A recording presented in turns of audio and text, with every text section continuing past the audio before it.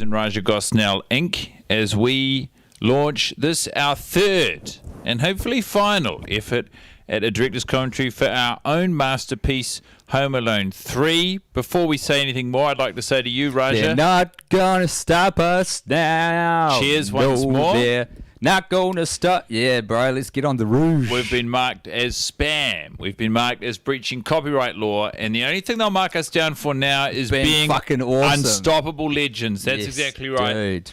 I just got to check with Michael in the control room if he can hear us. So if anyone there has the ability to talk to Michael in the control room and just are we coming through loud and clear? Let us know. We've had to flick a few things so we don't breach copyright. What a bunch of fucking babies! I know. Jesus Christ. What is copyright? What does it actually? What does it mean? Is it? Who invented that? And what for? Yeah. Whose ass are they protecting? What secrets are they hiding? This is we're asking the right questions. That's what I want to know. Now, I think these are the things we want to know. So, have we had word from Michael? We haven't heard from Michael yet, but I'm hoping to hear from Michael very soon. And we, in the interest of just making sure the cables are laid correctly, we've disabled the vision and the audio of the film. We have reason to believe that even though we own the exclusive rights, YouTube perhaps flagged it because we've taken different corporal forms and they don't recognize us as the people we are. So, in spite of what our bodies look like, Home Alone 3 is our film. 9, and we will 8 now deliver 7, 6, 5. A director's commentary. 4, 3, 2, 1. To the people, for the people, and by the people. Now, this is the way I prefer to do a director's commentary. No one else can see the screen, so it's a little bit of directors. Hi, my name is Raja Gosnell. And my name is John Hughes. Not the director of this film, but a director of films and a collaborator on this film. Yes, you made one of my favourite movies, Ferris Bueller's Day Off. I don't remember a lick of that. Me and Matthew Broderick, every time they would call cut, or I guess I would call cut, yes. Him and I would get on a private jet, we'd fly to Ireland, and we'd go to a different small town and get a rental car. And we would have a lot of laughs. We're not talking about Ferris Bueller's Day Off. We're talking about Home Alone, the third, which I think is the name of this movie.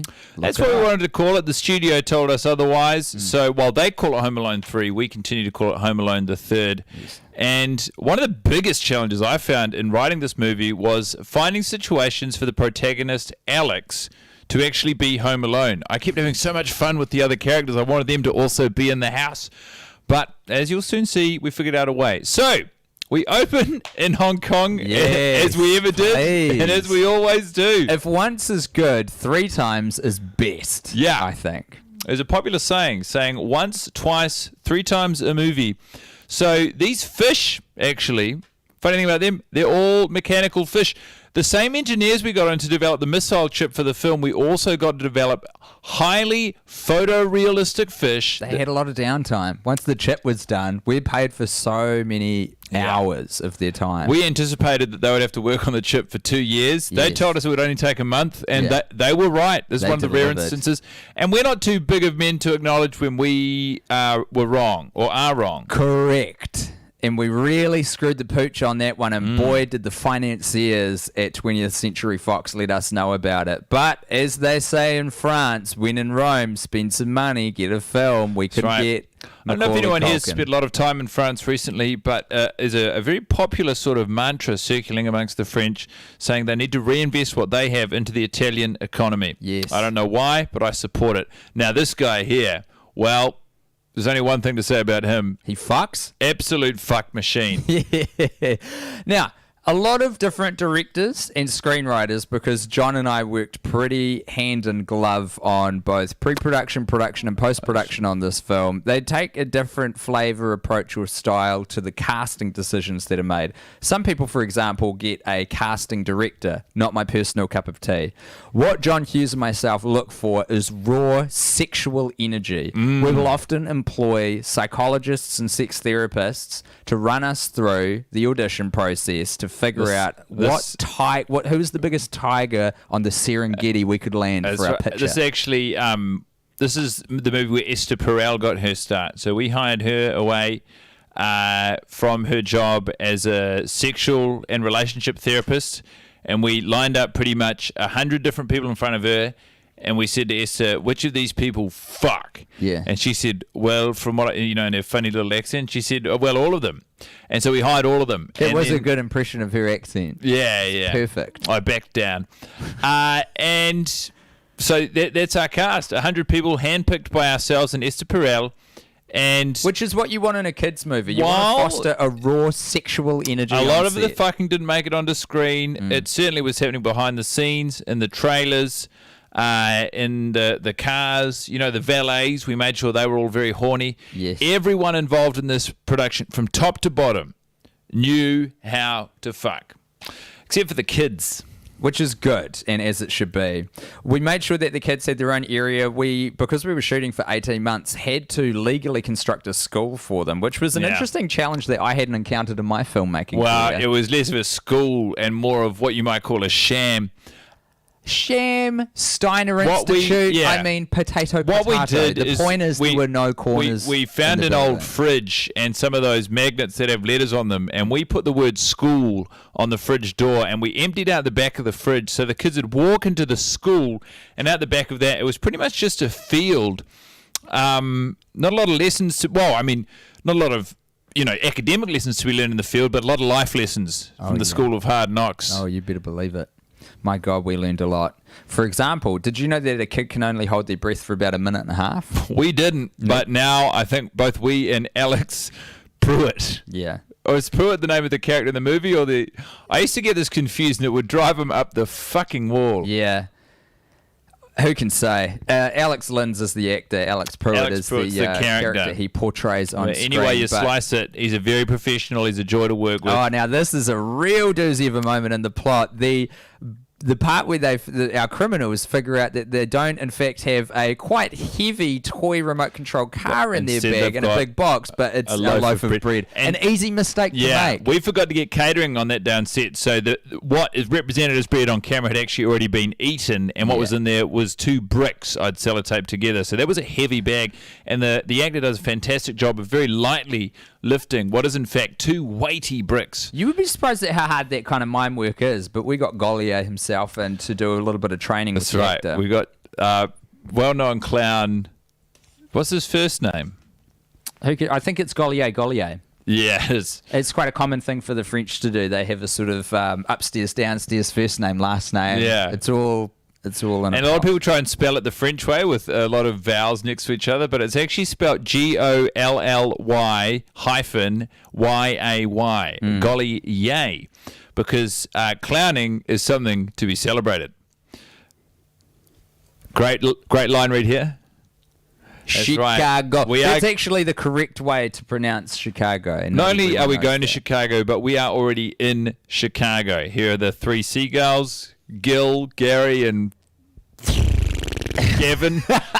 The gulls. It's hard to think of 3 names that begin with a G. Gavin. Was that one of them? Yeah, give me 3 new Gareth. ones. Yeah. Grayson. Yeah. Jerry. Yeah, Jerry traditionally with a J. But yeah, you're Jerry right. Rafferty. Yep. Jerry Halliwell. It's a soft G. Yeah. G-R-I. Was it? What's she up to now? She joined the UN for a little bit. Really? We tried to get her in this movie. Ginger Spice? Yeah. She was, she was there. What were the 5 spices? The spices Sporty, were, as we scary, all know, posh, young. baby, and ginger. Yeah. Like on a spice rack. Yeah. The 5 essential The 5 spices. most popular spices. Those are so you got those, and then you add salt, pepper, white pepper, Tabasco, oregano, and cayenne pepper, and that's the KFC 11 herbs and spices. 5 of them are the actual Spice Girls. Well, that's where the Spice Girls got it from. The more you know, hey? So, this actor we got to play the cab driver, as previously mentioned, for those of you who are seeing this or hearing this for the first time, though, Stan Lee, creator of Spider-Man. He was at a loose end. He didn't know what to do. Spider-Man. He created a lot of things. Yeah, mostly Created Spider-Man. Marvel. Yeah, Spider-Man. And so we filled his cab that he was driving with a lot of spiders. And a funny thing about him is he's actually petrified of the little guys. Can't handle them at all, eh? Funny with hindsight, certainly not on set that day. Just checking in with Michael, making sure that We're still up and running. Tapes are still on. We're using a reel-to-reel system here, which traditionally isn't what you use for a... this is coming out on Blu-ray, right? Yeah. This director's commentary. I don't think we're breaking any fucking rules over here. Yeah, I don't think we fucking are this time, Michael. So, come at me, bro. Yeah, straight up. What is this, spam? You think this is spam? This is important. This is what the people need. Anyway, Stan Lee, Burton Jernigan, this was a great day on set, a personal high for me. A lot of people ask me, how do you come up with a name like Burton Jernigan? And how did you? Oh, can I take a guess, actually? Yeah. Was it a Ouija board? Well, yes and no. So Okay. parts of the name, every second letter was taken by a Ouija board, but I had to change every other letter because obviously it is in poor taste to just take the name from someone who's in a different realm and apply it to a living character in a movie. But if you change up half of them, it almost seems like a copyright issue. But Yeah. it is sort of I was going to say interdimensional, but No, sort so of another realm. the guy's actual name was sense of it. Bargen Johansson or something along That the works. likes. That and pretty much works, I reckon. the first half did, but I didn't have time to figure out the second half. And who would, when you're doing as much cocaine and writing as many scripts as the late, great John Hughes, whose ghosts deigned us with his presence in Yeah, this that's director's right. commentary. You can't despite keep him not being a You director can't keep of me in this film. purgatory forever. Now, Mrs. Hess, I remember so vividly in this scene, she kept bringing, because this is what we hired her, this is what we got her on set for. Sex therapist by name, sex therapist by nature. Here is a woman whose sole focus is on drawing out the raw sexual energy in everyone around her. And with putting her in a the kids obvious movie, exception of this scene that we're acting watching opposite right a now. child, we kept saying, tone it down, and she had huge trouble. Eventually, we had to shoot this with two different actors. So that looks like Alex, but that was actually me on my knees. You notice a they're lot of never in the being on. frame with their faces together because we were told pretty quickly it was illegal to have them working together, and rightly so. The same Hollywood, reason eh? she What was an brilliant on absolute camera. cesspit, and Yeah. mainly because of us and the situations we put our vulnerable actors in. Yeah. I mean, if you look at it, the way that it was made, we're a couple of monsters. But when the product's this good, you can separate the art from the artist. I think you can too. Now, let's talk about the shooting we needed to do in suburban Chicago in the middle of winter.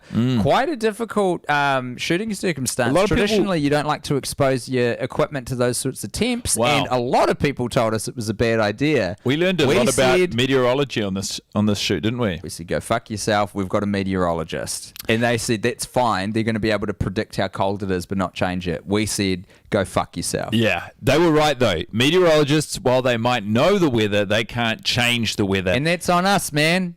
I know a lot of French. There's not room in the brain for everything, Am I supposed to be expected to know every country beginning with S? No. Am I supposed to know everything that a meteorologist can and can't do? No. Well, I'm sorry, 20th Century Fox. $30 million is a lot of money to spend on equipment destroyed I in just the want to say cold. this is a great example of Hughes's Fish, which is Oh, a rarely used and known film device whereby you introduce a fish who does not reappear in the film in spite of a heavy emphasis being placed on them early in the screening. I've just got to... for the control room, they're just making sure that they can reach it's called sync. So I've just got to give them we were up to in the movie in case they need to resync anything. Michael making a lot of requests of us, and rightly so. Yes. Now, we spent a very lot of much money on things that weren't 12 makeup. minutes just now. It's just Exactly. gone 12 minutes if you need to resync anything with your version of the movie. You should be seeing the fantastic Haviland someone on the phone right I now. wanted to say Williams, but that's not it. No, I think it is. I wanted to say Williams too, but I resisted. Anyway, she was a delight to work with on set, a real pro.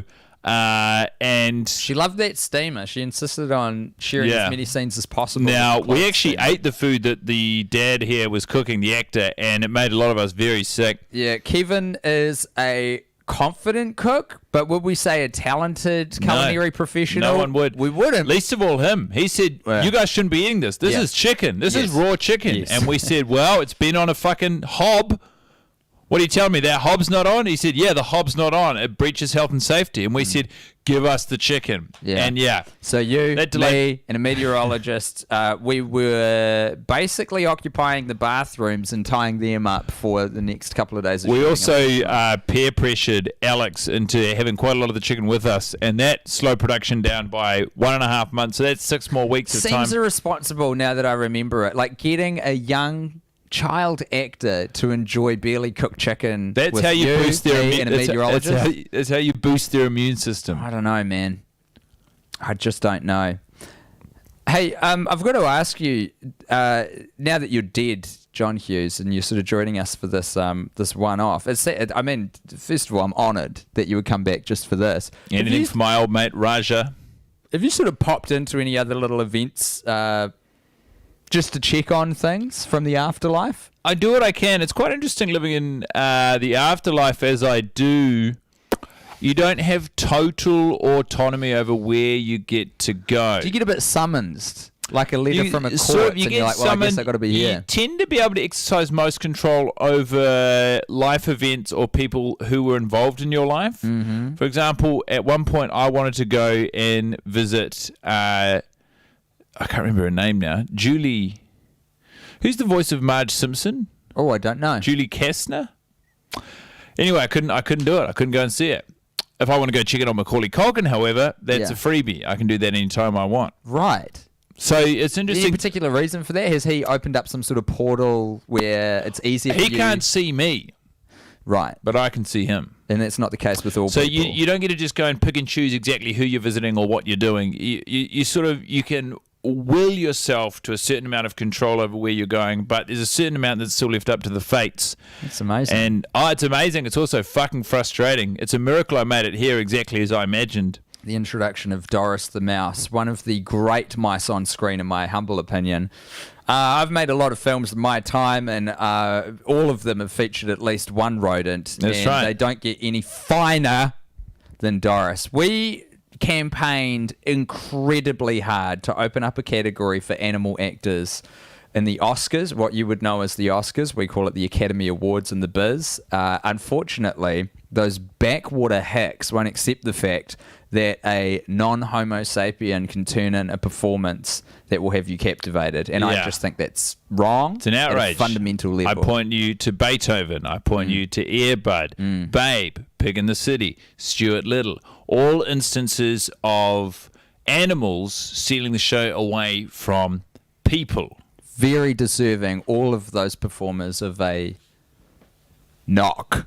Is that what you call it? An award, a knock? They're deserving of a knock. I don't think that's what you call it. Yeah, they're deserving of a knock. An Oscar. Rights, we can call it whatever we want. Now, we are starting to introduce the story as it will actually happen here. We've got Alex at home with the chicken pox, very inaccurately rendered by our very cheap makeup artists.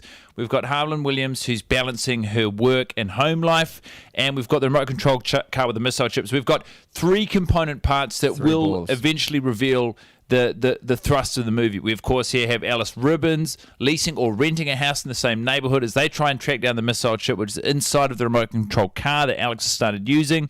So all of the sort of moving parts, all of the different ingredients in the recipe that does make Home Alone 3 are now being introduced to the pot. They certainly are. And once again, for the control room, that is at a tasty 16 minutes and 44 seconds in. 45, 46, 47, 48. You should be seeing Alex in a Darth Vader helmet, and Mrs. Hess fixing herself Actually, subtle difference. That is from the parody Spaceballs. So that's the one that Rick Mel Moranis... Brooks. Yeah, I think it's a Mel Brooks movie. And Rick Moranis is in. Yeah. Dons the helmet.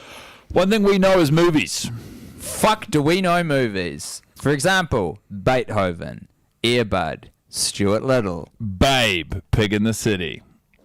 You remember Baby's Day Out? God, I love that movie. No, what happens in Baby's Day Out?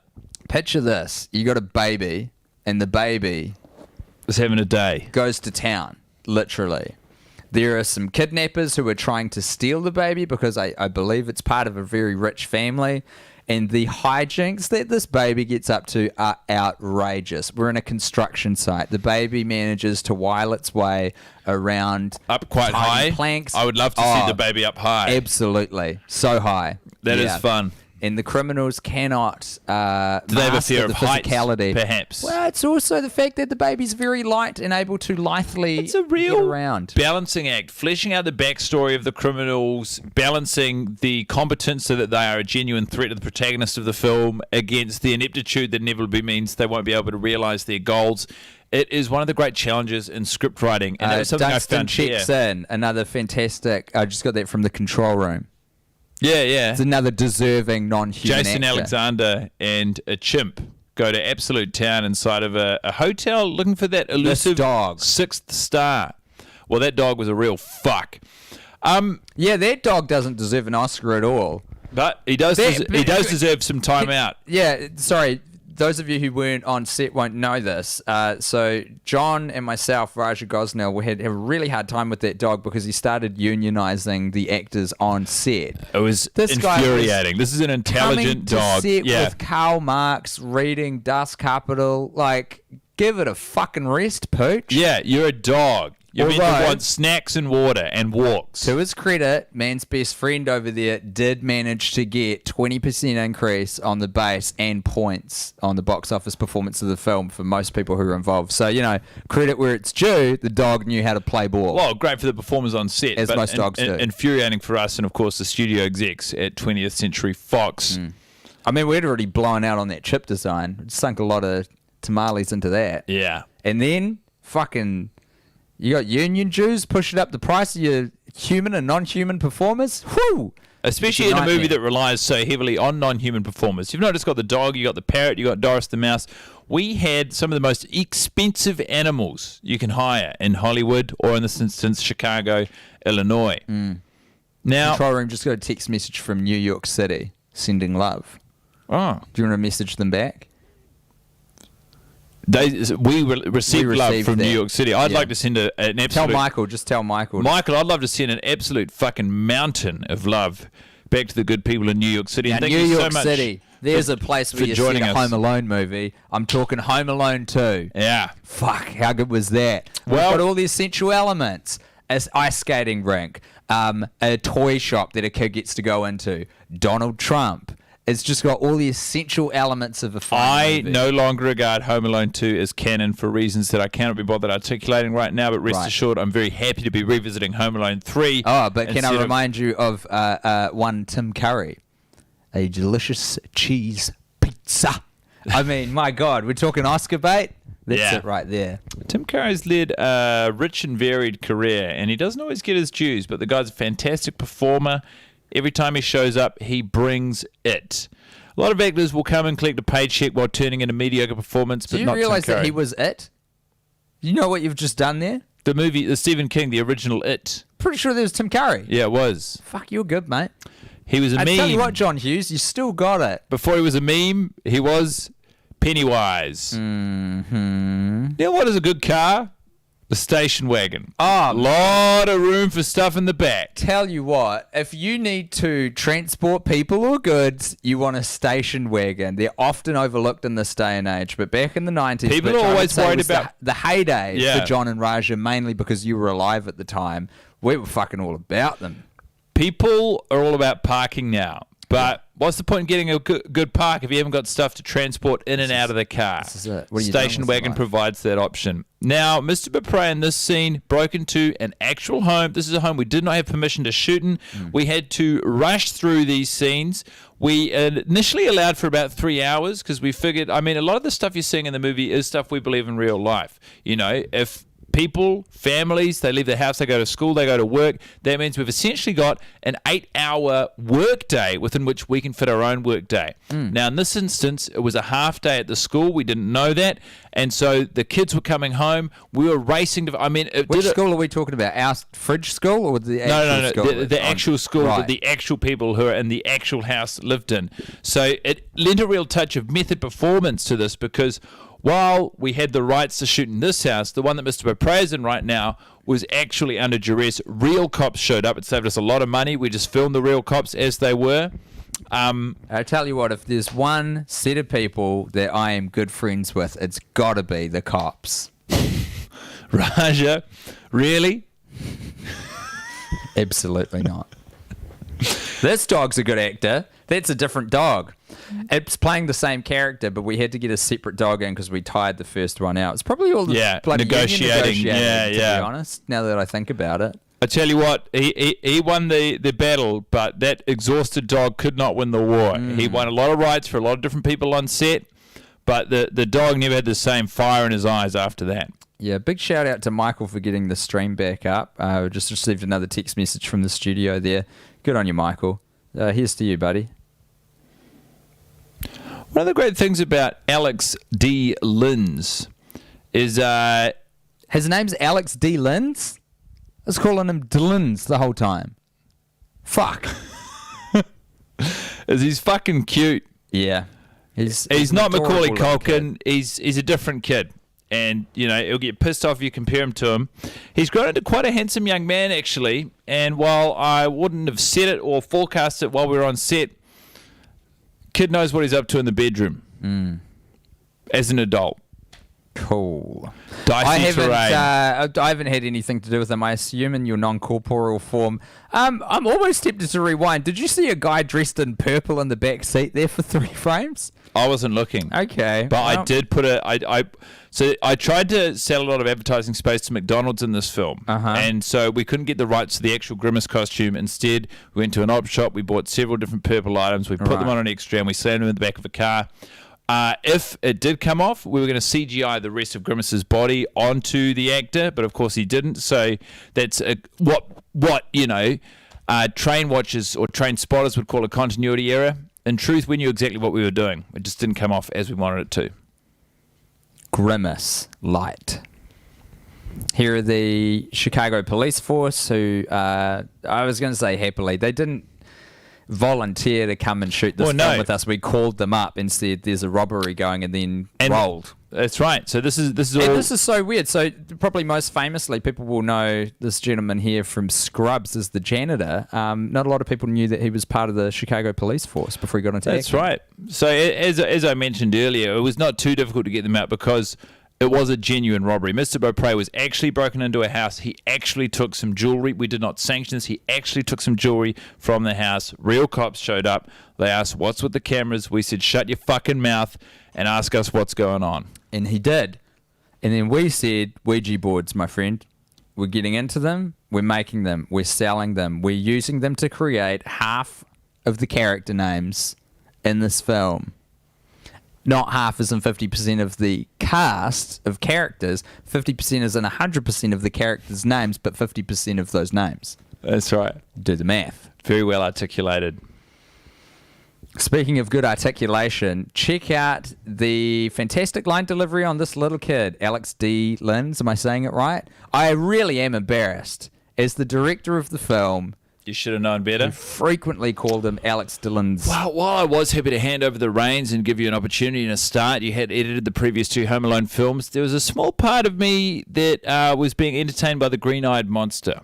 I don't want to, Weed or jealousy? Jealousy. Oh, okay. A lot of this movie, while I was on set but not in charge, I was taking a little swim in the jealousy. And what color was it, Tim? Well, you wouldn't be surprised to hear that your name is Raja, and it was green with envy. I was jealous of you. I was jealous of the control you had on set. I was jealous of a lot of the decisions you made.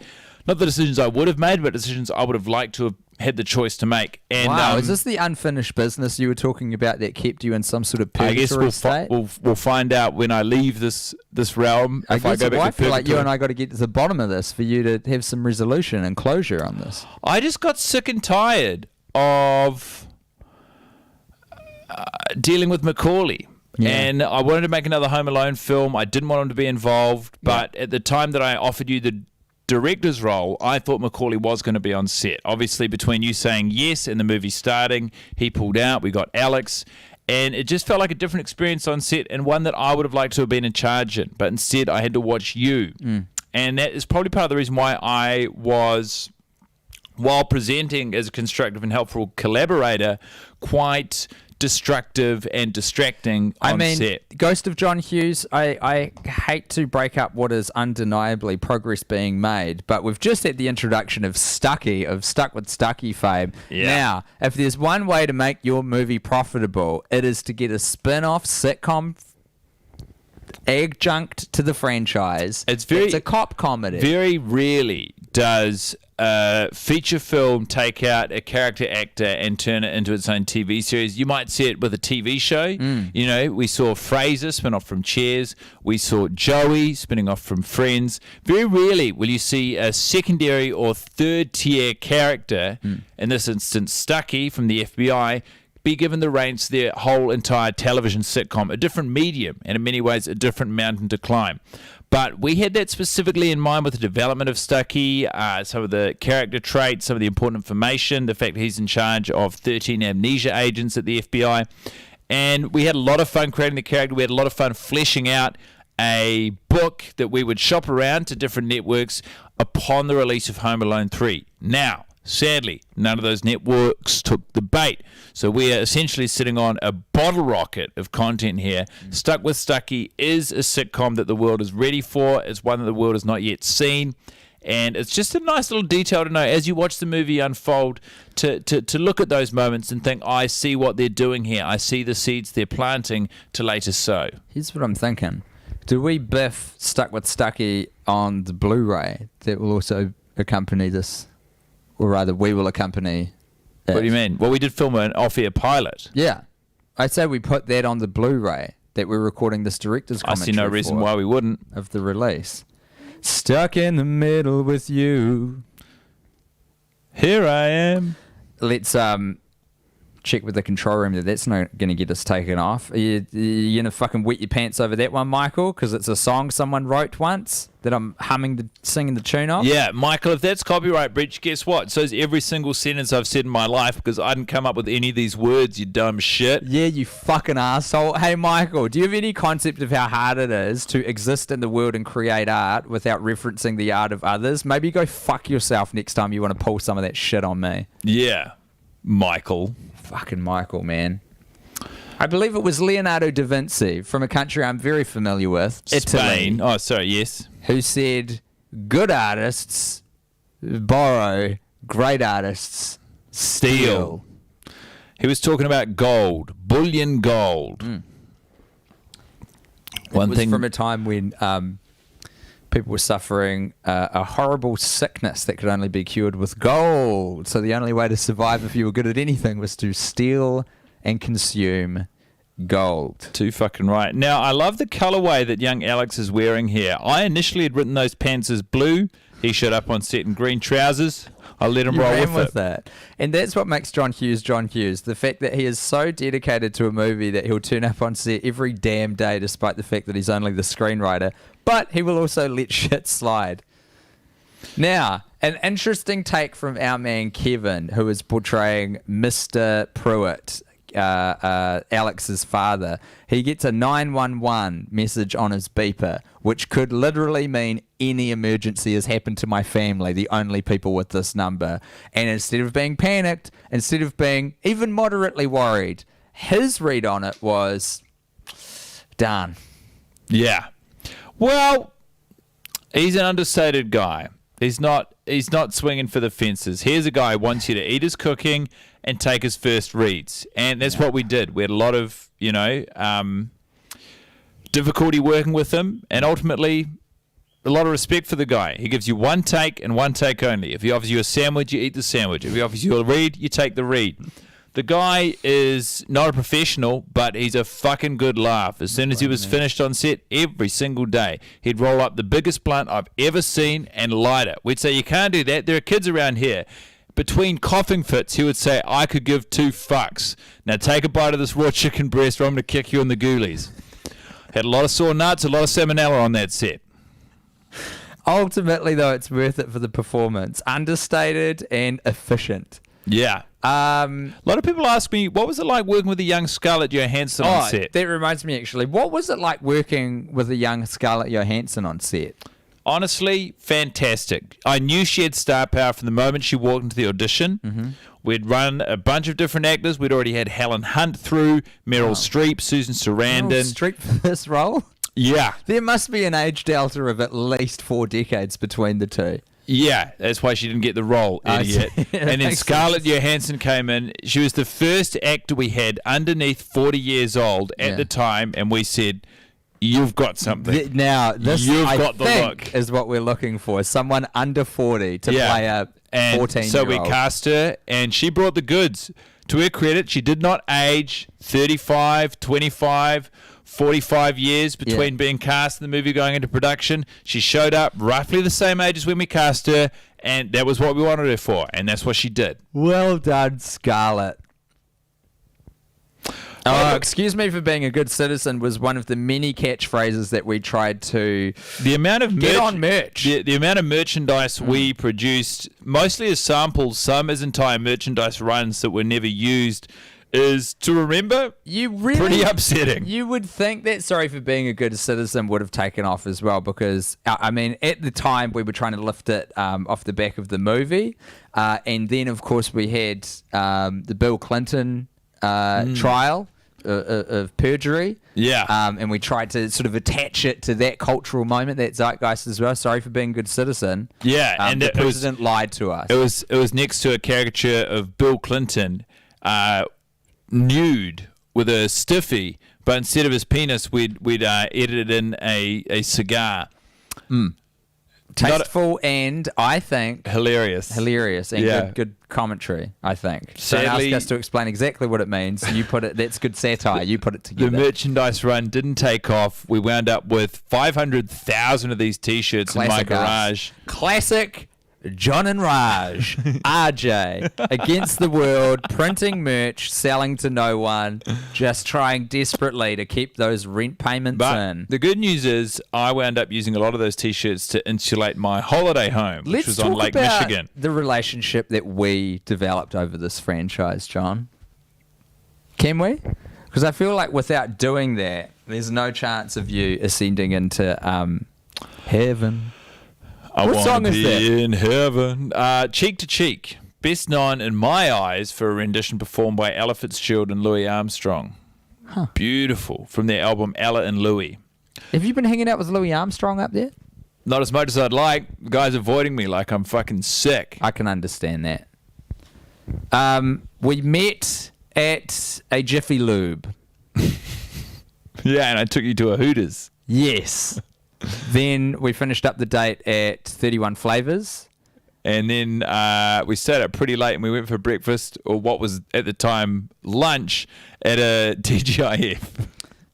Weirdly, still hungry, we trip over to a Denny's and order a little extra. I got the waffles, you got the pancakes, because we're different like that. And then we went to a IHOP, or an IHOP, I should say. We did. We went. Where did we go first? Before the Denny's? We went. Oh, it's hard to say. But we did it all. We went to a Hooters. We went to a Jiffy Lube. Yep.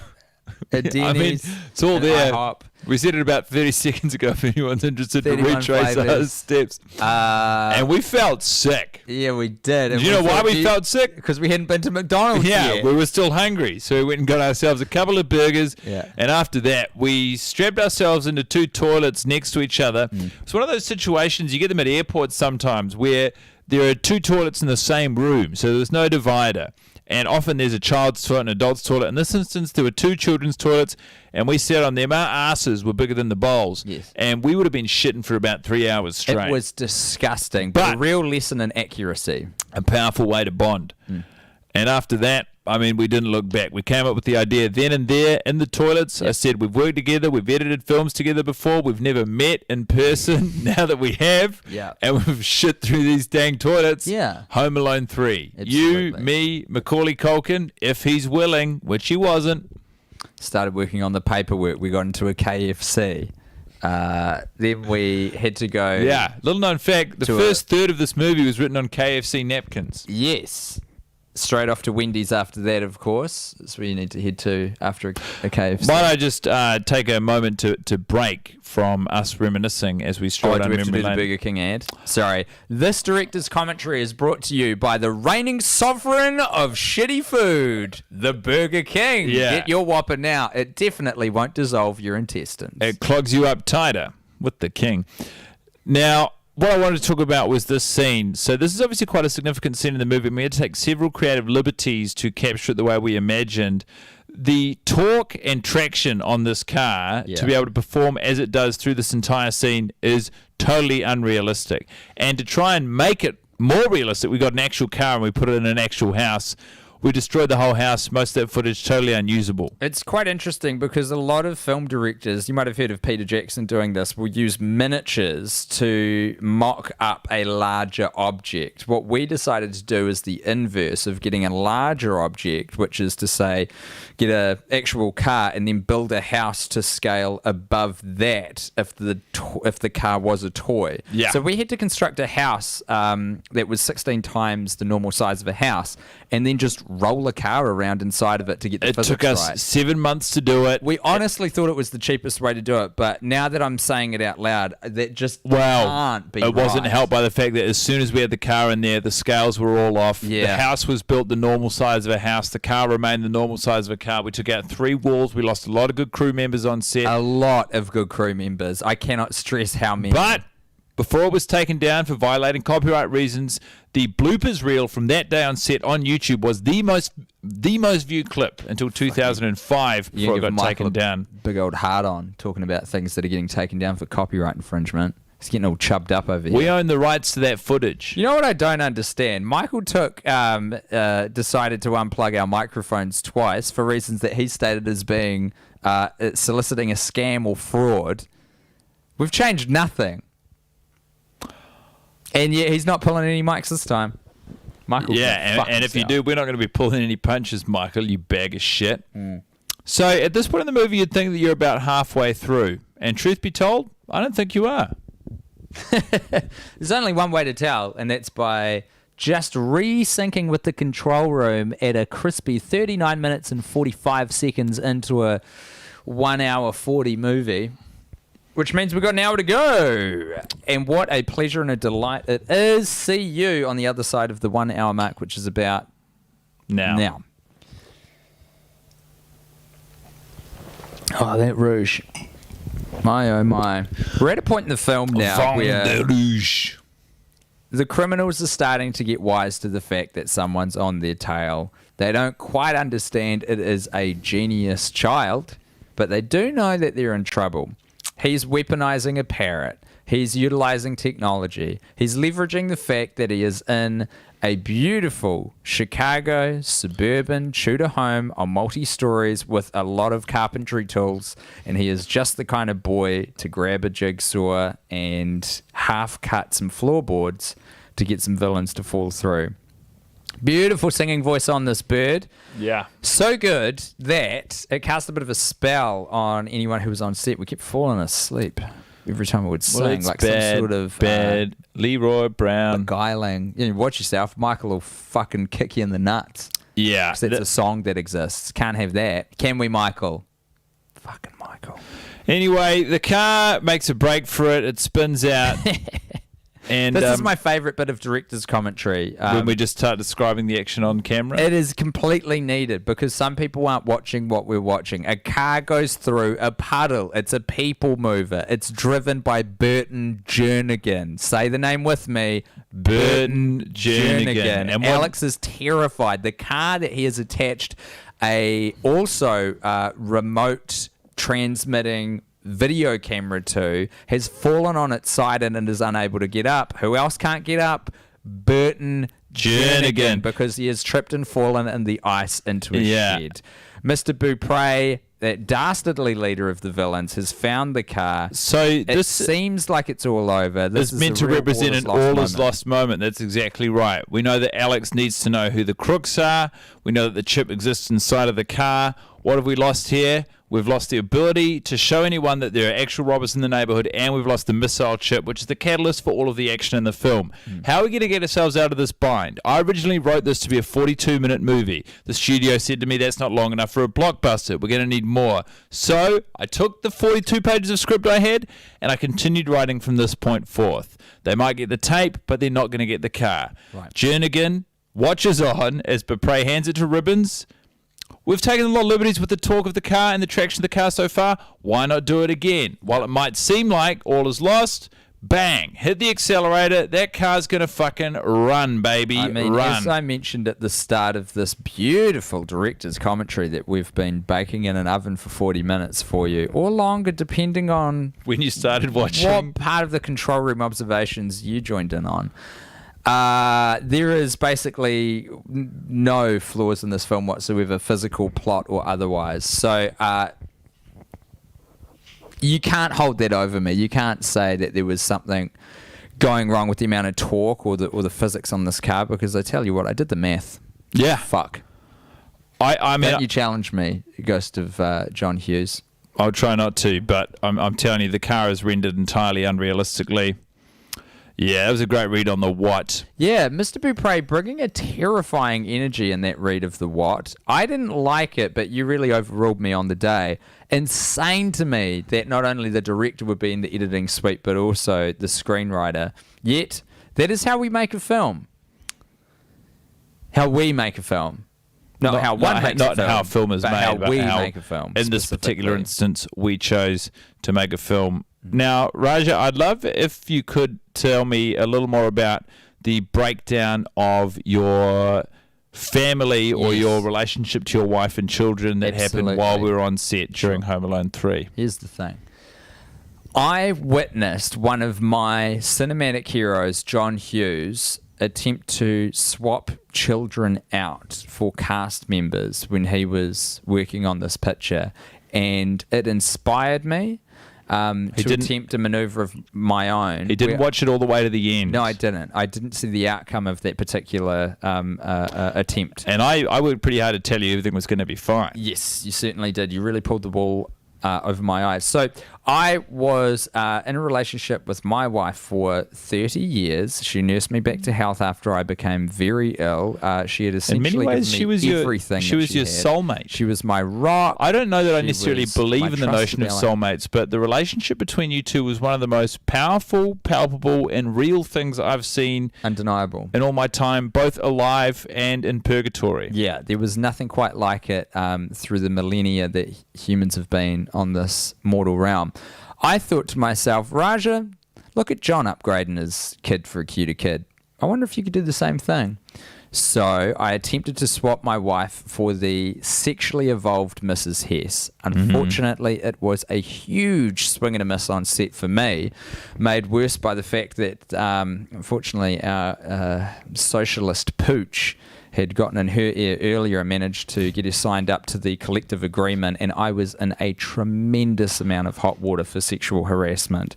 I cannot tell you the damage that this has done to both my career and my marriage, except to say I've never worked in Hollywood again, and I've never been married since. It's an incredible anecdote, really, isn't it?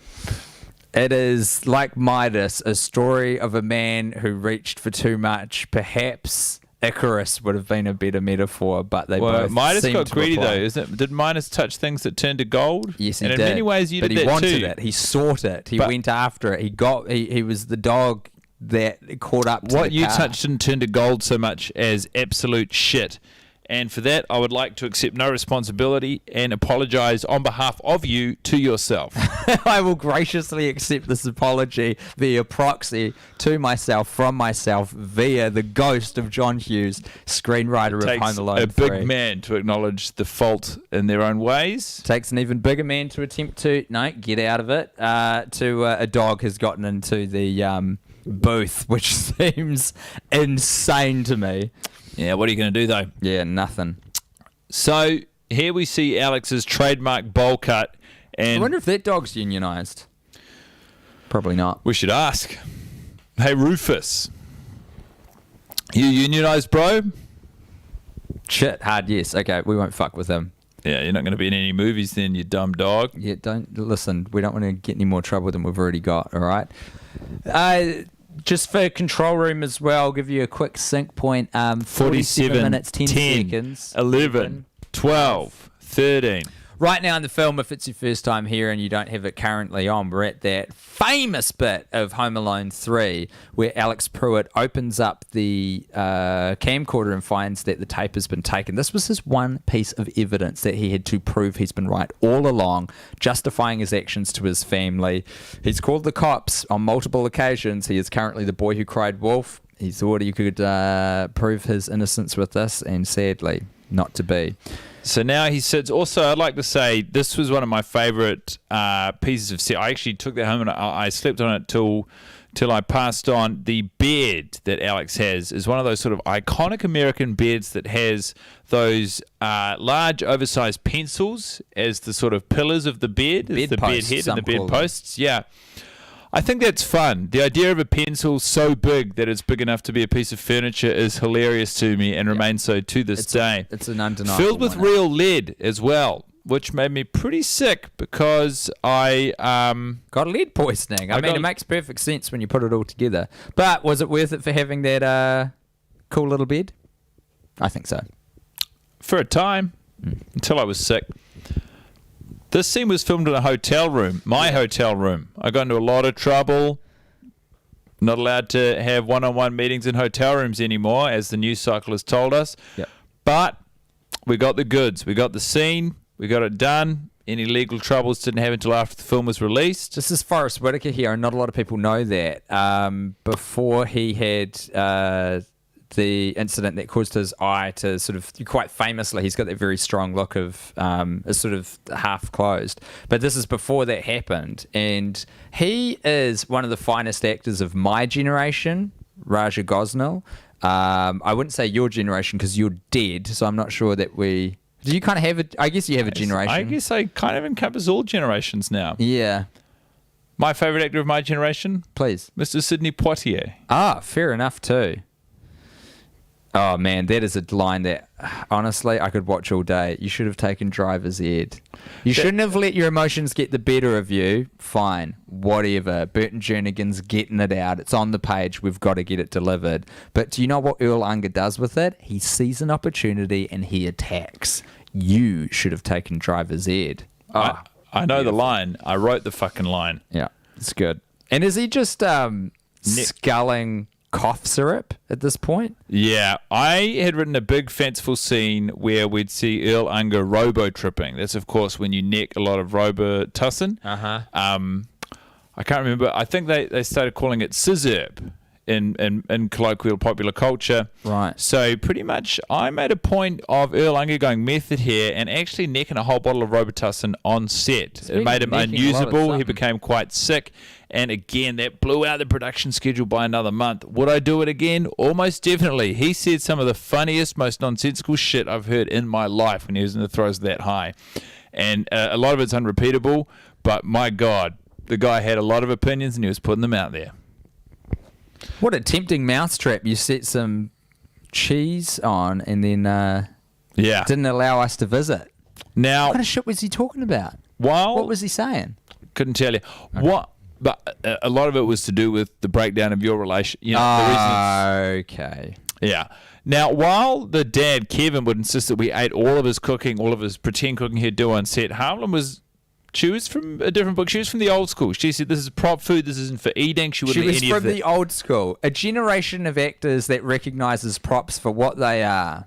Props. Not food. Yeah. Not consumables. It was a real drag. She wouldn't let us eat any of the food. And she caught me having a mouthful, actually, while they were on set. And she broke, very unprofessional, she broke character to tell me to take that fucking mouthful of grated carrot out of my mouth. So what do you think I did? What'd you do? Grabbed a fistful of carrot, put more carrot in my mouth. What do you think she did? Absolutely petulant. I can't believe that was your response as a growing screenwriting man. A growing screenwriting man. Yeah. Well, what can a poor boy do? Except sing for a rock and roll band. Screenwriting man. Hey, you better watch yourself, man. Michael will have bloody conniptions. Worth it. Oh, yeah. How about that for a change in lighting state here in the studio? It was getting dark, so what does my boy Raja do? He turns Lightens on it the up. light. That is what makes the film How work many with the lumens we director. talking here? 80,000. Seriously? Yeah, if we're under it long enough, we're going to require some pretty serious sunblock. It's not fucking around. It's not fucking around. This is the bit in the movie where Karen is being tricked by the villains who have infiltrated the phone lines, as Alex correctly identifies. This is the first time that was done in film. Not a lot of people know about the ground that we broke making Home Alone 3, but never before had a phone system being tapped by baddies been depicted on the big screen before. And a lot of movies retroactively wrote and shot and edited those scenes into their movies to make it look like this These wasn't fucking our special invention. editions, they were the absolute death of my legacy because I started so many things. And then like George after Lucas, the fact, they went yeah. back, revisited, added shit, put it out as a DVD. Well, you were the first person to have. have the idea to introduce the idea of space. And then, of course, all of a sudden, Star Wars went from being a movie about, celebrities fighting over property lines to something set in a different galaxy. Yeah. It's enough to drive you up the fucking wall. It's disrespectful. It's unprofessional. And I find the behavior unsavory. George Lucas and I have a long-standing feud, of course. Of course. Of course. Involving his ex-wife, who you managed to successfully whisk into a marriage of your own. Involving her, you married her. Yeah. I married George Lucas's ex-wife for one day on a whim. Her whim too. I was there. I married them. It was in Las Vegas, and I was dressed as Elvis Presley, the king of pop. So this is a great scene which sort of represents the beginning of the middle of the movie. A lot of people would think that when you got to the booby trapping sequence in Home Alone that you're on the home straight. Well, not in this instance. I got a writer's room full of the guys from Jackass and Practical Jokers, various different pranked shows, Ashton Kutcher from Punk'd, the writer's room from that. I pulled them all together and I said, I want to have 40 minutes of hijinks at the tail end of my movie. They said, that's fucking insane. No other Home Alone movie in the franchise has even approached 30 minutes. I said, you shut your mouth. You're talking to John Hughes. I'll be dead one day. Don't speak ill of the dead. Start dreaming up booby traps. You know what's fun? John Hughesacke. Anyone ever called you that before? John Hughesacke? No, or John Cusack at a Halloween party I hosted once. He showed up dressed as me and he introduced himself as John Cusack. Yeah, you should have done it the other way around. I think it works better if you're John Hughesacke. The other is sister Joan. She came dressed as a young Scarlett Johansson. Really? What a dashing pair they would have been. Books being loaded into a trunk. You can't get me on the physics of that one. A child cannot lift a fully laden trunk of books, but they can lift an empty trunk and then put fill it up with books after the it. fact. You That's can't exactly correct. fucking get me on Now, this. we tried to get Steve Buscemi to play this weatherman, but he was busy doing something. I believe when I spoke to him on the phone, it sounded like he was loading a bunch of rope and shovels into the boot of a car with Adam Sandler. And so instead we just had to get some no-name actor. I wonder to this day, what exactly were Buscemi and Sandler up to? I think he was preventing fires, but I don't know if Adam Sandler had a ton to do with that. Unless did Adam Sandler get dragged into the New York fire department by Buscemi? Was the sound of a lot of rope and a lot of shovels. A lot of rope. Do you know, have you ever heard the sound of a lot of rope? It sounds like, John, you do it. You do the sound.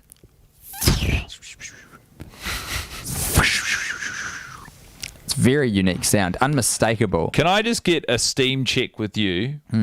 How much steam are you running into, running out of, or carrying the appropriate amount of steam? I think if you visit the amount of steam and you look at it, it dissipates too quickly. There's an observer effect to the steam.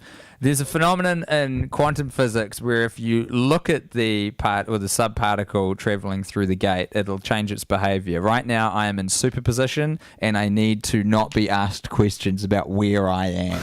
Okay. I am Schrodinger's steam. Well, Mr. Steam, I apologize. We now have the beginning of the, not fun and games, but I mean, this is what people come to the Home Alone franchise for. They come to see a child booby trap a house and essentially kill the cartoon version of villains anywhere between 5 and 50 times. And in that respect, we deliver big time.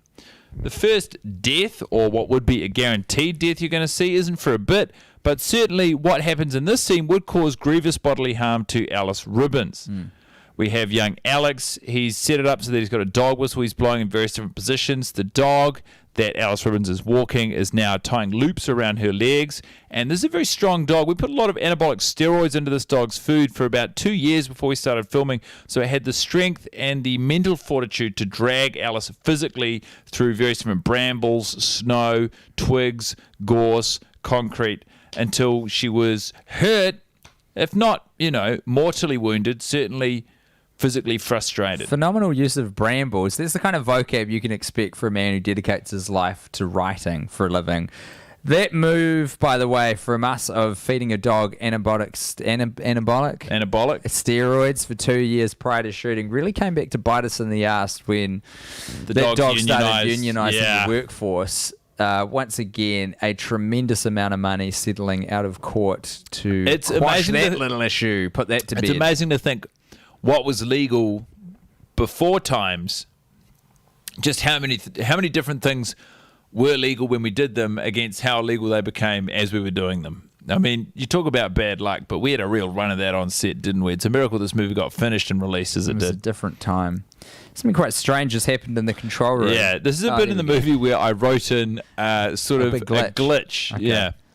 And it might just be for us, which might make it difficult for the Blu-ray sync later. Don't worry about that too much, though. I won't worry about it too much. I'll tell you what we're seeing on screen, and that is, what's her name again? Haviland Williams descending the stairs, trying to obtain her coat from the closet, intercepted by a young Alex Pruitt who has booby-trapped said closet.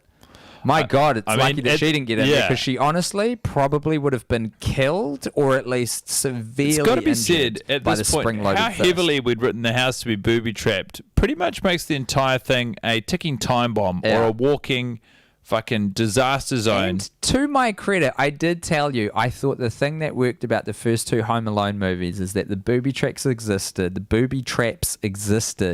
solely for the displeasure of the villains. If you introduce the film's heroes and they have to tete-a-tete with these weapons of war, it kind of introduces a level of complexity and tension that isn't quite needed in essentially a family film.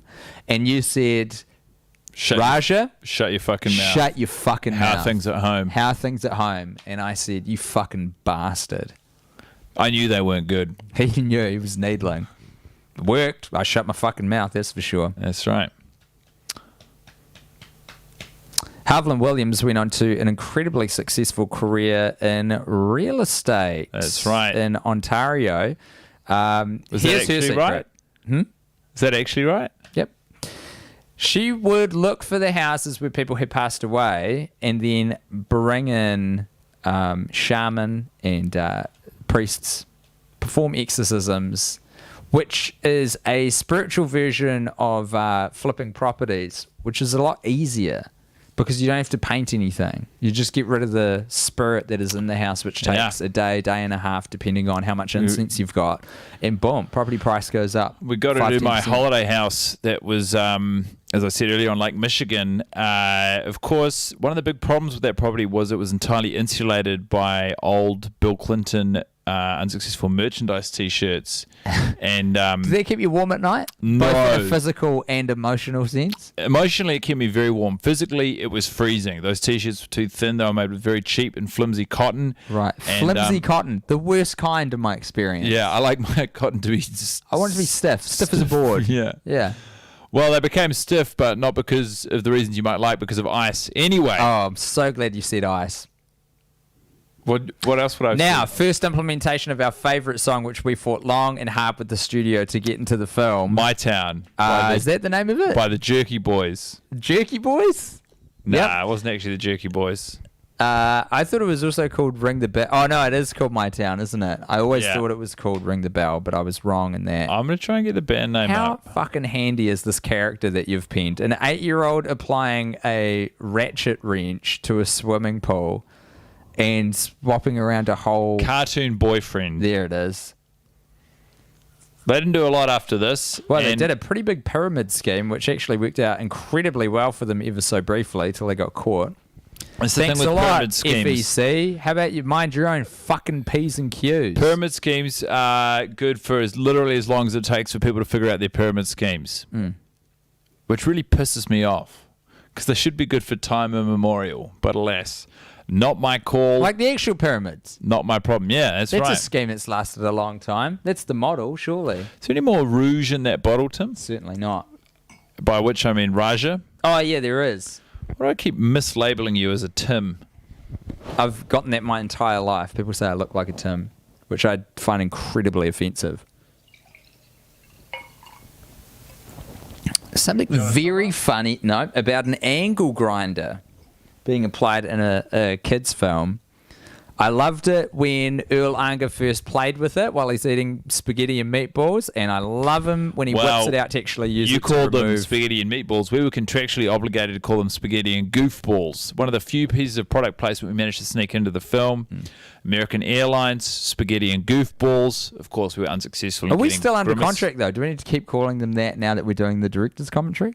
Absolutely. As Oh, long as I we're wasn't watching the aware of movie, that. we've got to use the appropriate name. Oh, shit. Well, in that case, I apologise for not bringing up the fact that we were under exclusive license to use Mrs. Hess's fuck lotion. There was a certain clause which she managed to get in with the dog after heated negotiation with John and myself, that every time we referred to Mrs. Hess, we also had to dedicate some time to talking about Mrs. Hess's fuck lotion. This is an all-in-one lubricant / adhesive, which, depending on the temperature, will either make you slide off or connect to a loved one or an unloved one. It's really up to you. Yeah, and also not to be confused with Mrs. Hess fuck potion, which is it's essentially an anti-adhesive. It is something that will separate you from your loved one if you find yourselves bound together by the sheer potency of the fuck lotion. Now, if you use the potion at the wrong time, you're going to get a pretty strong burning sensation that will require professional medical assistance. We are not obligated to share this information right now. All we have to do is do the read as it was written. But I think in the interests of communicating as much sort of accurate information as we can, It's important. it's best to know. Make sure you distinguish between the two products. The branding is exactly the same. The way that the labels are printed is exactly the same. The P, it's actually written as a soft P on the label of the bottle. It's written as an L, so something to look out for. The P is written as an L. Yeah, so they both read as lotion, although one of them is the potion. One of them is the potion. You got to be careful. It's tricky. Almost as tricky as a young Alex Pruitt connecting a car battery to a chair. Positive and negative terminal is wired to the metallic seating implement, which will surely destroy a mortal man. Very cute. Danger.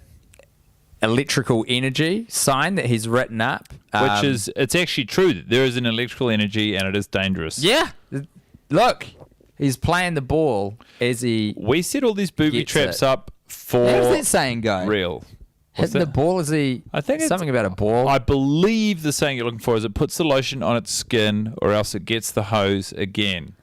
God damn. Burton Jernigan overplays it, but Earl Unger, perfect comedic performance of getting electrified. Subtle difference. A lot of people say electrocuted.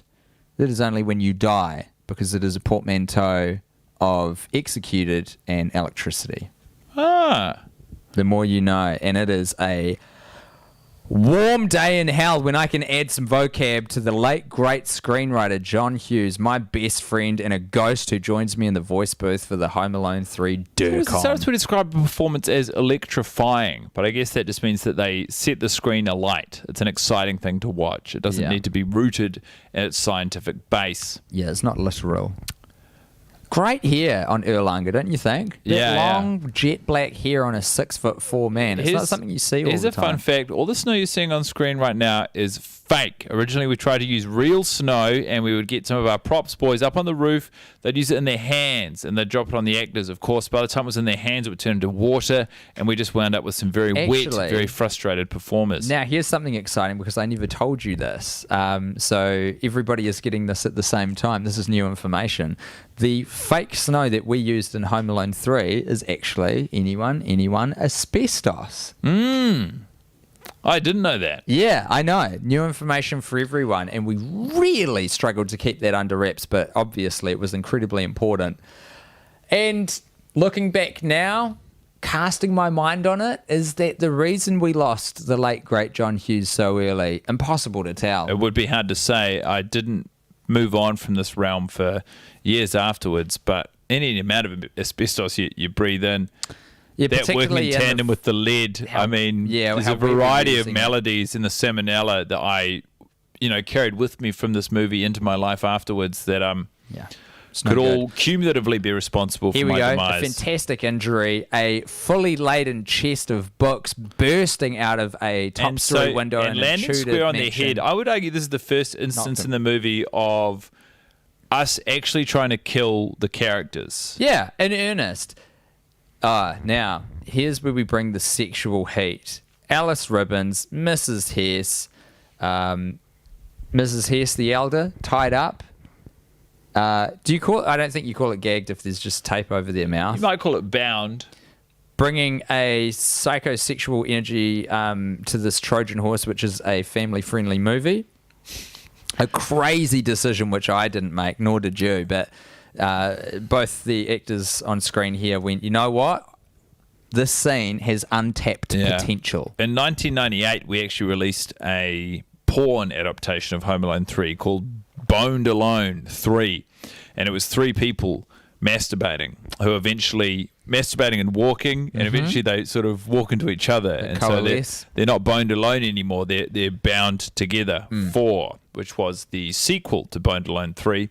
Both of these movies performed very poorly. I played all of the characters in both of them. Some fantastic trick photography there to see John Hughes depicting three separate characters meeting together. I don't have a lot of range as a performer. While I'm fantastic at directing other people, I find it very difficult to perform as other people. And so essentially what you wound up with was 3 different pieces of video footage of myself masturbating spliced together to make it look like there were 3 of me in one room. Horrifying when you lay it out like that, isn't it? Really confronting to watch. Yeah, and quite much full maligned. on. I won, and I think this is the first instance of an R18 genuinely pornographic film being nominated for and winning a Razzie, one of the Golden Raspberries, for Worst Director, Worst Title, Worst Performance. Boned Alone 3 got Worst Title? Unbelievable, I know. That is a travesty. I think it's quite inspired myself. Well, you live and you learn, don't you? Certainly do. Now we are seeing 2 adult villains getting donged on the head by, I would argue estimate that this a 50 to 60 kg weight. A lot heavier than that. 150 to 160 kilograms. How did Alex get it up that high? We don't need to ask any questions we don't need the answers to. Certainly another example of 2 characters in the movie being killed. Fatal knockout blows. Not rendered on camera, but certainly in person. We were lucky enough that both of these actors had... they come from families of triplets. So at this point, we had to stop killing them off and start respecting them in a way that we hadn't been. Control room. Michael, can you hear me? We're at an hour, 10 minutes and 20 seconds, 21, 22, 23. That's Michael, can you hear me? 1 hour, 10 minutes, 30 seconds, 31, 32. Not quite sure if the one that we're seeing here in the booth is exactly the same as what they'll be seeing in the control room. But it would be an approximation. It's good enough for a director's commentary. Man, I gotta tell you, I love this movie. Me too. It's among my favourites. Here's Mr. Pruitt, Kevin, in the airport, just minding his own business with a newspaper. Can't even remember why we put that shot in, to be honest. Just to establish the fact that the movie exists, the characters exist. We're all still here, we're doing it. And I guess that the contractually obligated Home Alone portion is now. Can I ask you a question? Always. What was your favourite meal we had on set? Undeniably, the chicken. Because it's like So many people eat a meal and they know what they're going to get, which is a food that won't give them explosive diarrhea. But you could taste from the moment you put Kevin's special chicken in your mouth that there was something distinctly wrong about it. And I'm a man who enjoys adventure. I love a punt. I love a gamble. And I love to mix things up. And so when the opportunity was offered to me to take a bite of this incredibly, visibly undercooked chicken, I jumped at the chance. And do I regret it from a physical point of view because I had to get a portion of my intestinal tract removed due to an inflation caused by an infection caused by the salmonella on the chicken? Kind of. But do you know what I don't regret? Taking a punt. Because that's what filmmaking's all about. It is. What was your favourite being meal? Bold enough to take risks. There was a day on set when someone prepared an eggplant parmigiana. Now, I was dabbling with vegetarianism at the time, and in lieu of eggplant, which was out of season at the time, they used beef. And this was one of the most delicious meals I've had in my life. I said, "What? Where'd you get If this?" you get a meal which is intended to have beef and then swap that out for the vegetarian equivalent and then swap that out back for the beef, you're in Flavour Town, baby. Yeah, it was a delight. And that was actually the end of my relationship with vegetarianism. Did After Guy that, I went Fieri on serve that to you? Guy Fieri, we couldn't afford at the time. Even though he was a young upstart, we couldn't get him. So we instead just hired people off the street, anyone we saw walking past. It's my least favourite bit of the movie. Why?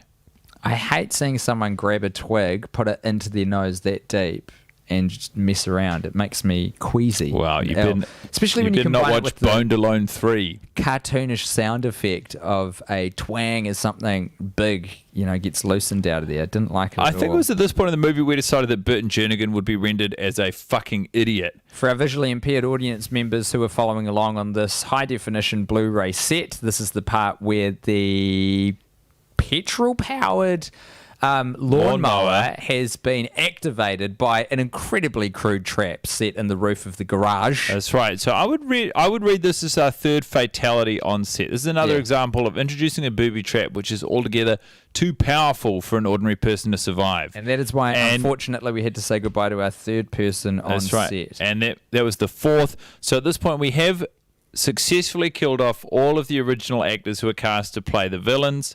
Thankfully, all of them born of triplets once more. So to be clear, Beaupre and Unger, we've burned through 2 of those sets of siblings on both sides. We've got 1 left. Ribbons and Jernigan, we've got 2 more of each actor to enjoy the use of. See, a light concussion is very different from a fatal accident. I don't even fully understand how that one works, despite the fact that I set it up. That window falling on him because of a measuring tape being adjusted slightly. It reads a little off to me. Now, this is something I fought the studio very hard for, and that is a shotgun-wielding maniac to make his way into the house occupied solely by an 8-year-old. They said it's too much.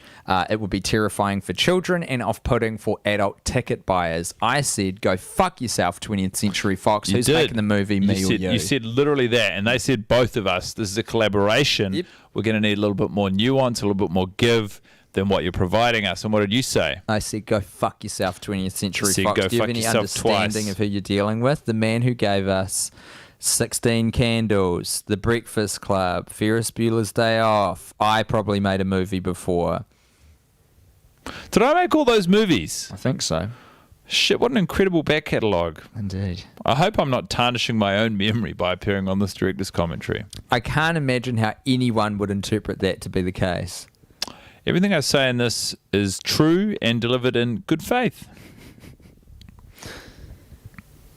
This is the bit of the film that I love. Yeah, there it was. That line, now things are looking up. Things are looking up. Incorrect, from, Burton Jernigan. So once again, we now kill off one of the characters. Oh, can I just explain that joke for a second, because a lot of audience members didn't get this. So when Burton Jernigan appears in the window, he sees Alex Pruitt and he says, things are looking up, because that is a turn of phrase you use metaphorically when it looks like your fortunes have changed for the better. But of course, in a more physical and literal sense, it would mean an upward direction of things are ensuing. What happens mere moments after, fractions of seconds, is that he falls through the floor and actually descends in a downward direction. Just the opposite of up. The comedy is, in fact, have I still got you? Are you following? So we've got a line of dialogue suggesting things are going up, but we've got a physicality of a character who's just delivered that line going down, and where those things are hitting each other, they're at odds. That's comedy. That's conflict. Yeah. That's storytelling. Comedy is often getting one of the characters in your film, your TV show, your radio play, your podcast to say one thing confidently while the opposite happens. For example, John, I respect you too much to make any moves on your wife. You know, and then you do another, and it's funny. Yeah. This is where the comedy derives that example from. wasn't strictly accurate because what Raja said was true, and therefore the example of the joke we were trying to make didn't qualify. Do you have any more rouge? You're in luck. See, if you were going for a comedy response, you would have said we're all out and then poured the glass. You've got a lot to learn, John Hughes. I'm a ghost, man. I'm finished learning a bad bitch. I guess that's true. A lot of gunfire in this movie. Again, something I steadfastly fought for in a PG-rated film. The studio told me I was out of my damn mind. Yeah, and what did you say? Last time I checked, this is America. Yeah, I'm pretty sure Tipper can go fuck yourself, and her parental advisories. Oh, look at that. A deep freeze chest. Man, how cool are they? This is a part of the movie that I tuned out for both in production and as an audience member. Mm-hmm. By this juncture, we've had roughly 20 minutes of booby traps and also no progress from either the protagonist or the antagonist as to the eventual outcome of the film. Essentially, you're banking on these 20 minutes of booby traps providing enough laughs so the audience won't experience a lag or fatigue or exhaustion at the idea that they're still trapped inside of this kid's movie. And with hindsight, I regret bringing in that writer's room of 100 to create all of these elaborate booby traps because there is an experience of fatigue coursing through the audience. There is an experience of saying, hey, are we going to reach a resolution? Do we even remember why we're watching this movie in the first place? I would say at this point, you don't. No. It's almost hypnosis at this point. You're in there, you're watching the film, you don't know what's happening. All right. Turning point. Mrs. Pruitt has rung the house. This has tipped the villain's attention to the fact that someone's in the house. It's Alex. He now has to scramble his way to intercept the phone call, get his mum off the line before too much is revealed about his current predicament. He needs to protect his circumstance. She's after a sit rep. He's after anonymity. It's hilarious because those two things are in conflict. That's funny. Anything that is conflict in Raj's eyes is funny. For example, when people disagree, that's always funny. That's comedy. Yeah. Did you find that during the divorce proceedings between yourself and your soulmate? I have seen Jerry Seinfeld perform live to sold-out audiences no less than 14 times in New York City, the greatest city on earth, and nothing compares in hilarity to the divorce proceedings of me and my wife. The finest living comedian we have, over a dozen times live, cannot touch the comic highs of me ending a relationship with my beloved. Pure conflict. Absolute conflict. And what about the insanity? Things and words were thrown. Things and words that had permanent and lasting damage.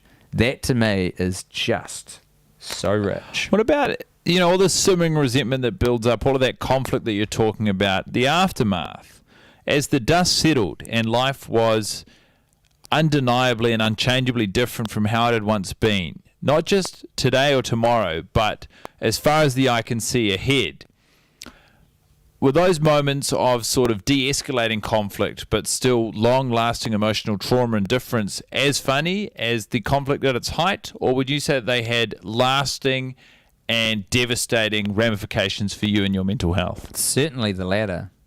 But isn't that the funniest thing of all? In many ways, yes.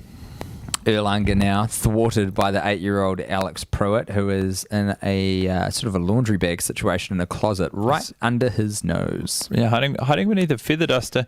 You'd think if you're going to open the door to a room that you are certain a child is in, that you'd at least have the decency or the intelligence to check the various different places large enough to obscure a child's body. One would think. Alas, we didn't write it that way, so no. Now, we see the reintroduction of Stuckey here, sadly flanked by much fewer than the 14 amnesia agents we originally wrote him to be charged with.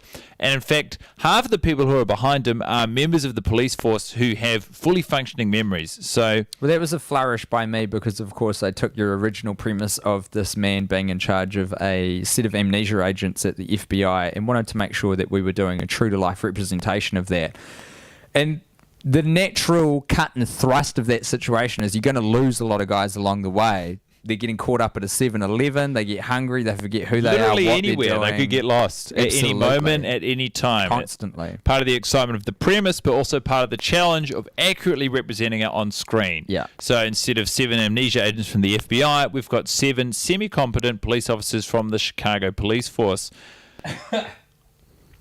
That bit of rouge went down the wrong way. Scarlett Johansson here, delivering one of her 4 powerhouse lines in the film. That's right. Now, when we'd written the script originally with Meryl Streep in mind, the daughter character had a lot of a meteor role, a much greater character arc. She fell in love. She fell in a ravine. All of the great stories. There's 7 great stories, and they are, of course, falling in love, falling in a ravine, falling into debt, falling into a pyramid scheme, falling out of an aeroplane, falling for a prank, and finally, we're at 6 so far, so there's probably a few more. There's 7, aren't there? Did I say 11 or 7? Oh, you said 11 maybe. Falling out of love. Falling over because your shoelaces are untied. Falling overboard. And falling for your enemy in the last and greatest of all the classic tales. Falling through a hole, into a hole. Yeah, falling into a hole. Falling through and into a hole. Anyway, when we realised... No, not anyway, at all. Because, I mean, I cannot dwell too much on how great these classic 11 stories of human... all 11 stories into the film with an eye to Meryl Streep performing them. The concept of a hole. What even is it? It's just an absence of thing that was there. Yeah. Kind of. How would you describe the hole in your heart? Is it the absence of your soulmate? In the same way that a hole in anywhere else is just... hey, we thought there was going to be something here and there wasn't. Or maybe previously it's not just that we thought, it's that there actually was. Well, sometimes there was never. It just, you think that there would be, but there isn't and wasn't. What's your favourite kind of hole? Mine is the one that's it's a big hole. Ass. Undoubtedly.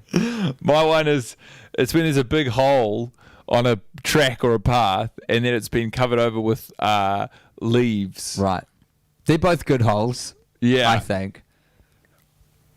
Oh, speaking of good, the phenomenal swing to the nuts, which is Alice Ribbons on Burton Jernigan's Ghoulies. Not a lot of people know this, but in America, in Hollywood, you're not allowed to make a family film unless someone gets hit in the nuts during the final cinema cut. It's a stupid rule, but it's an important rule. Yeah, so that was how we snuck that one in there with a hockey stick, which is a nod to your Canadian past. Yeah.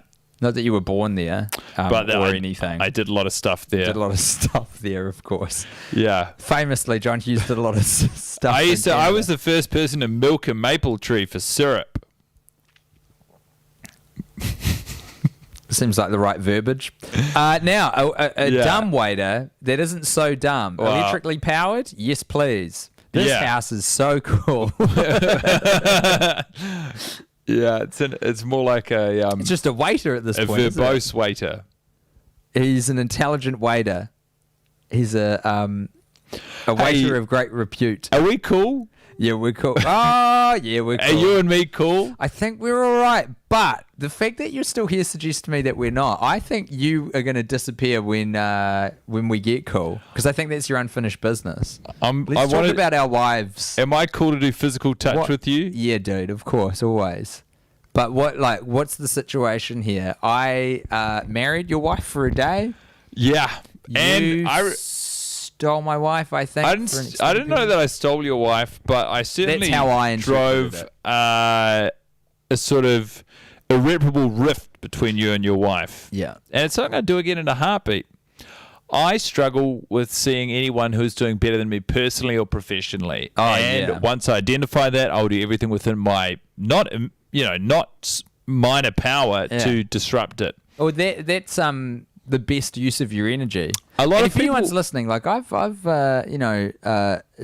attended a lot of Tony Robbins exclusive seminars, workshops, which have cost a phenomenal amount of money, and rightly not so. just for the ticket price, but he gets you to walk on hot coals. And I tell you what, it's not as easy as he makes it look, because I have had skin graft after skin graft under the private healthcare system. You know the coals he's walking on are actually just warm.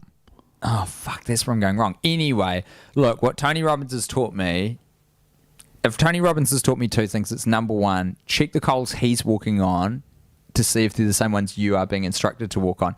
And the second is, if someone's doing better than you, your energies are best served kneecapping that person rather than raising yourself funneling up. them into yourself. That's exactly right. The easiest way to improve your own quality of life is by disrupting that of others.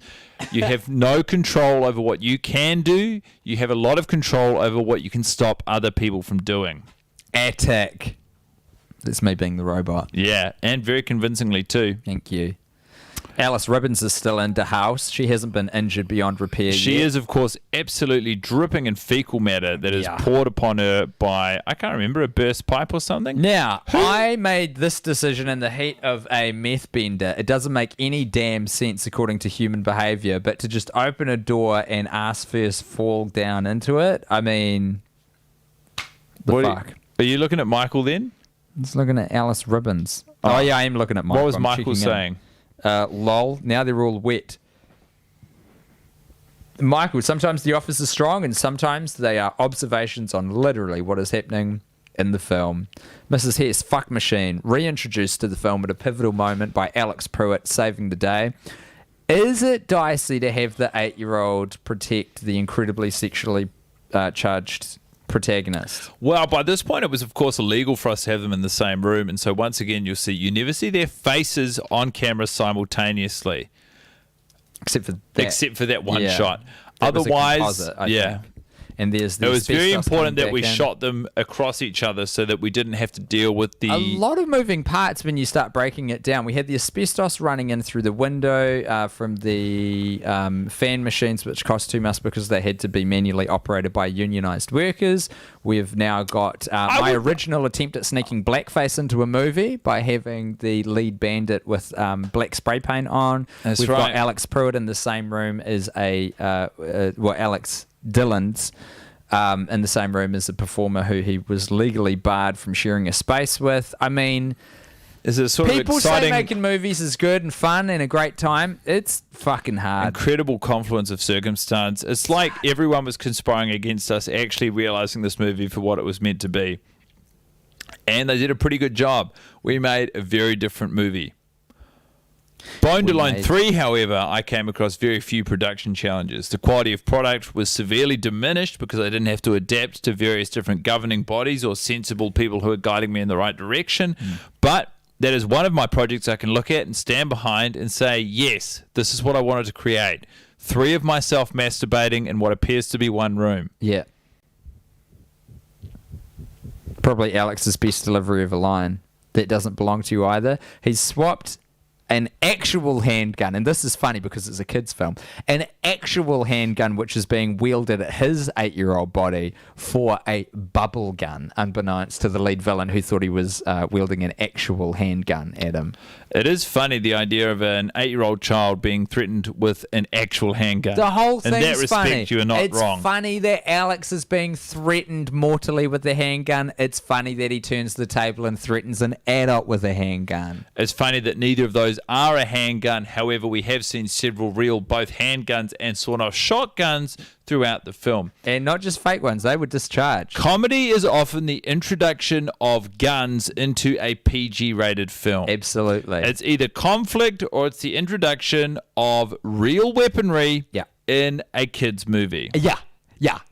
You heard a comedy? Knock, knock. Who's there? It's a gun. A gun who? A gun in a kid's film. Oh, hello, comedy. Come and take a seat. Yeah, please. That's welcome what into it my house. is. Let me serve you up some undercooked chicken. Now, finally, we are experiencing what I would call the tail end of the film, the falling action. Michael, if you're listening, just to resync it, 1 hour 31 and 38 seconds, 39 which seconds, means there's 40 roughly seconds. 7 to 8 minutes of film left. We have seen our young champion Alex on the tail end of trying to mortally wound these characters, at least incapacitate and trap them.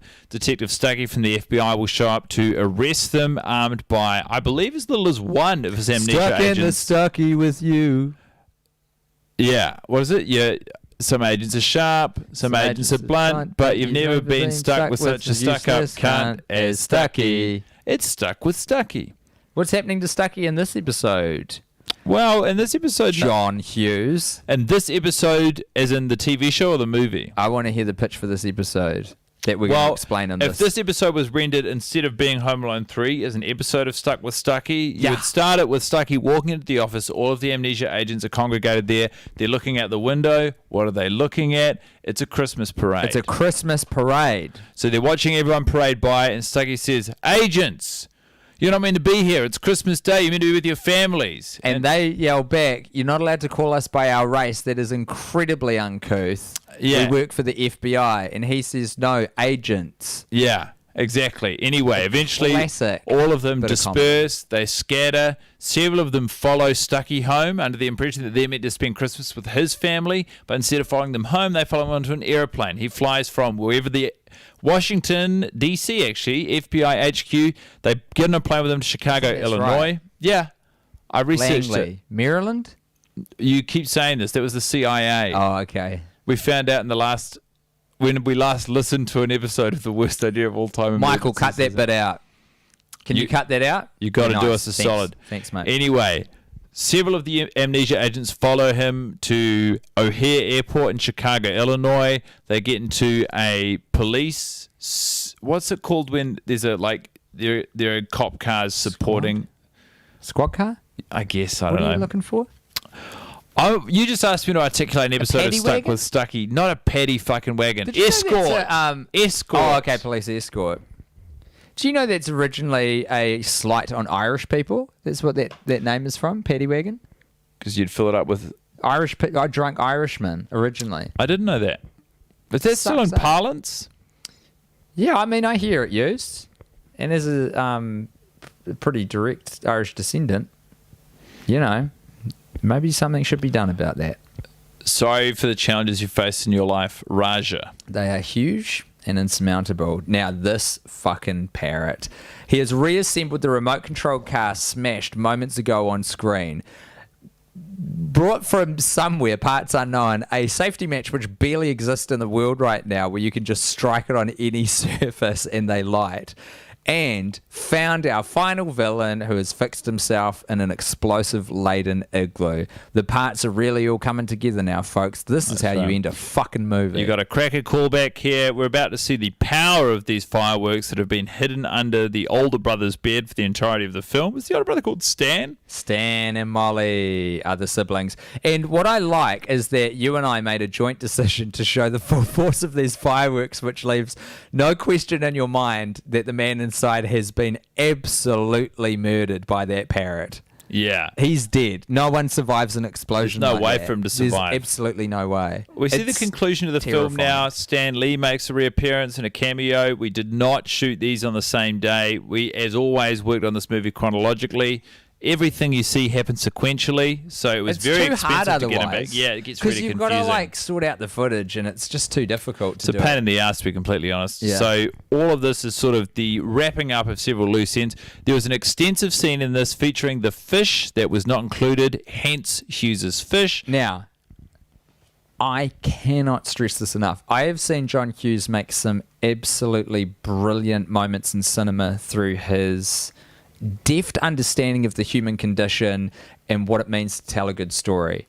Some great moments that come to mind, maybe Cameron actually facing off against his dad at the finale of Ferris Bueller.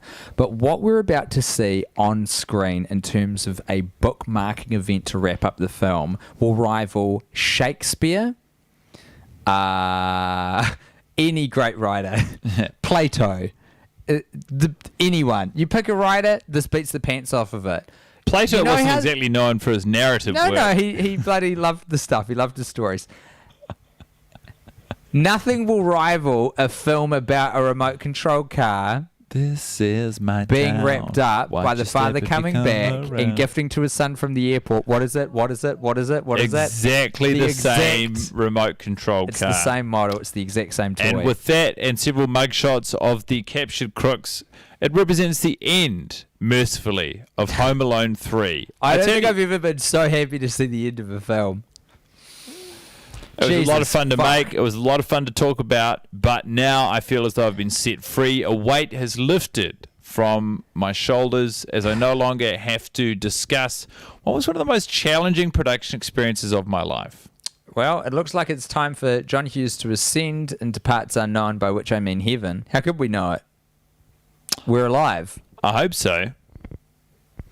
I hope I don't go back to purgatory. As for me, Raja Gosnell, well, I guess I'm going to continue to make the best films you'll ever watch. Thank you for joining us for this director's commentary for the Blu-ray of Home Alone 3. Bonne nuit, which is French for good night. Really? Yeah. Bonne nuit?